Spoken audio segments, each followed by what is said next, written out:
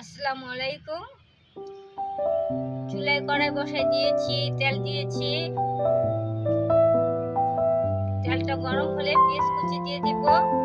আর আমি মুরগির মাংস রান্না করব, আলু আর পেঁপে দিয়ে ঝোল।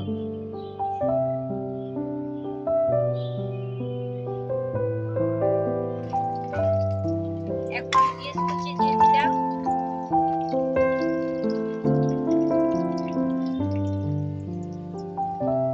এখন আদা রসুন বাটা দিয়ে দিলাম।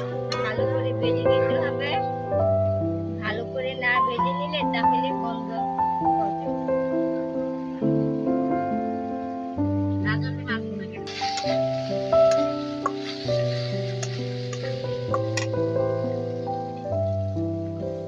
হলুদের গুঁড়া, পরিমাণ মতো দিচ্ছি।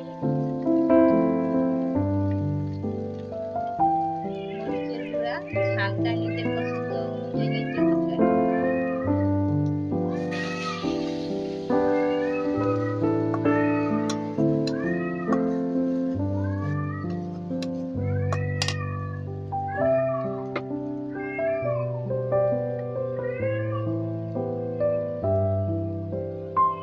ধনিয়ার গুঁড়া আর জিরার গুঁড়া একসাথে। স্বাদ মতো লবণ, সামান্য পরিমাণে পানি দিয়ে দিব।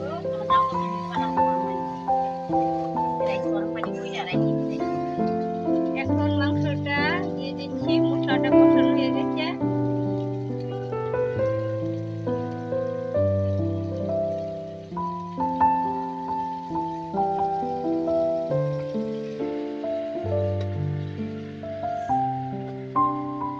মুরগি আলু পেঁপে সব একসাথে দিয়ে দিলাম।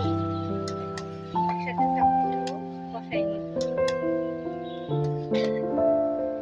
আর মুরগি আলু একসাথে দিয়ে দিয়েছি।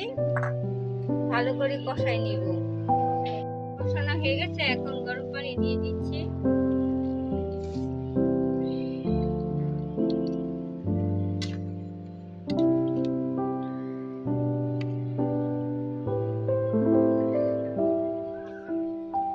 এখন ঢেকে দেব।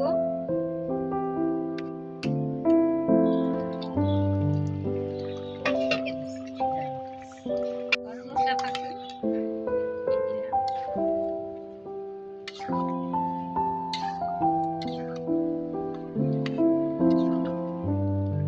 মাটির চুলা রান্না করলে অনেক সুন্দর একটা গন্ধ আসে।